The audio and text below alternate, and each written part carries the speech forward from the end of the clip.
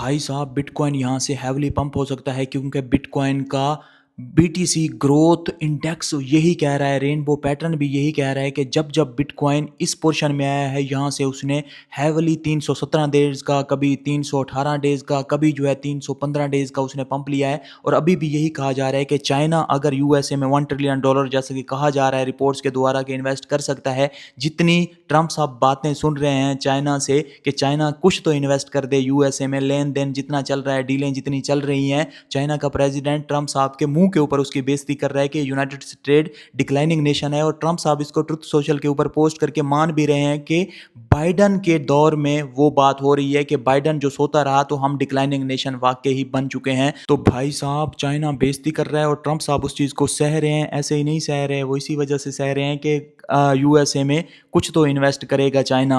अब जो है मैं आपको बताता हूँ क्लैरिटी एक्ट के ऊपर, जो 14 मई को मैंने आपको कहा था कि वोटिंग होनी है, वो वोटिंग जो है अप्रूव हो चुकी है। वो एक शॉर्ट सी वोटिंग होती है, एडवांस लेवल में जो है आप कह सकते हैं कि अब चला गया है क्लैरिटी एक्ट। इसके बाद क्या होगा, फुल हाउस वोटिंग होगी। फुल हाउस वोटिंग में भी अगर क्लैरिटी एक्ट पास हो जाता है उसके बाद हाउस रिकंसिलिएशन होगी और उसके बाद ट्रंप साहब इसको साइन कर देंगे। सिर्फ 2 हर्डल्स बाकी हैं इसके बाद, क्योंकि लास्ट वाली हर्डल्स को हम काउंट नहीं करेंगे। ट्रंप साहब तो फौरन ही उसको साइन करने के वेट में बैठे हुए हैं। बस 2 जगह से अब फुल सेनेट वोटिंग इसके ऊपर होनी है, फुल हाउस वोटिंग होगी और उसके बाद जो है क्लैरिटी एक्ट ऑफिशियली जो है आपको देखने को मिलेगा। और उसके बाद बिटकॉइन जो है ऑलरेडी अभी देखें, स्ट्रेट ऑफ हॉर्मज़ अगर खुल जाता है जिसके ऊपर चाइना और यूएसए एग्री कर रहे हैं और टूल टैक्स भी कोई नहीं लगेगा, उसके ऊपर भी दोनों एग्री कर रहे हैं। ताइवान के इशू पे कह रहे हैं कि चाइना और यूएसए आपस में लड़ सकते हैं लेकिन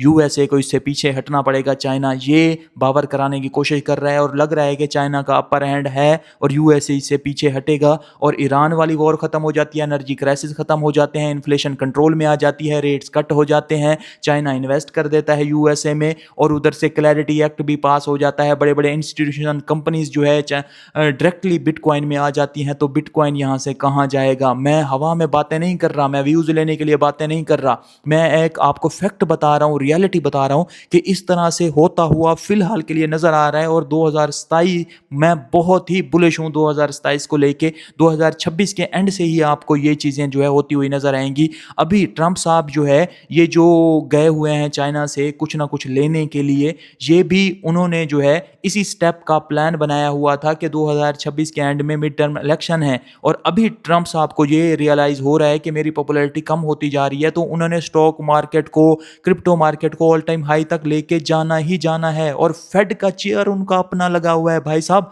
हालांकि फेड में अभी भी रोले चल रहे हैं, वहां पे मेंबर्स होते हैं, वो डाटे को देखेंगे, रेट कट ऐसे नहीं होंगे, लेकिन फेड का चेयर भी अपना, ईरान वाला इशू भी चाइना के साथ मिलकर सॉल्व हो जाता है, स्ट्रेट ऑफ हॉर्मज़ भी खुल जाता है, उसके ऊपर ताइवान वाला इशू भी सॉल्व हो जाता है और उससे बढ़िया क्लैरिटी एक्ट भी ट्रंप साहब पास करवा लेते हैं। तो मैं तो बड़ा ही खुश हो जाऊंगा भाई साहब। बिटकॉइन यहाँ से नहीं रुकेगा, बिटकॉइन क्या पूरी क्रिप्टो मार्केट ही यहाँ से क्लियर हो जाएगी। सारी जो इसमें इश्यूज वगैरह हैं, सारी जो बातें हैं वो क्लियर हो जाएंगी, बड़े बड़े इंस्टीट्यूशन देखने को मिलेंगे। आप क्या कहते हो, क्या होगा इसमें से और क्या होना इम्पॉसिबल आपको लग रहा है?